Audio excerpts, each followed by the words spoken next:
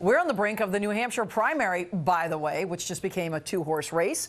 Eyewitness News reporter Janice Yu live with details outside of court, where a lot of changes happened very fast this morning. Janice.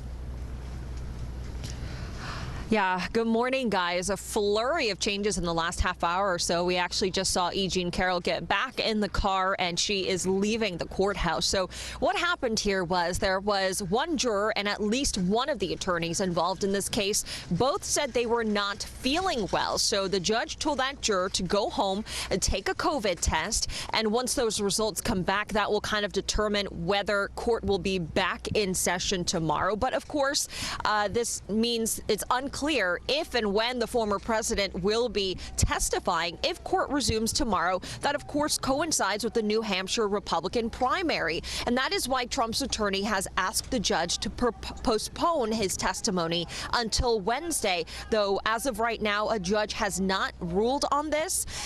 Trump was planning on heading back to New Hampshire later today in time for the primary. Of course, Florida Governor Ron DeSantis dropped out of the presidential race yesterday, leaving a matchup between just Trump and former UN Ambassador Nikki Haley. DeSantis seemingly put aside his ongoing feud with Trump. Trump is superior to the current incumbent, Joe Biden. That is clear.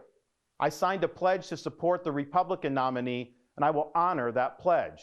He has my endorsement because we can't go back to the old Republican guard of yesteryear. The radical left Democrats are supporting Nikki Haley. What do we know about Donald Trump? He proved when he was president, he's good at breaking things. Well, the country's broken.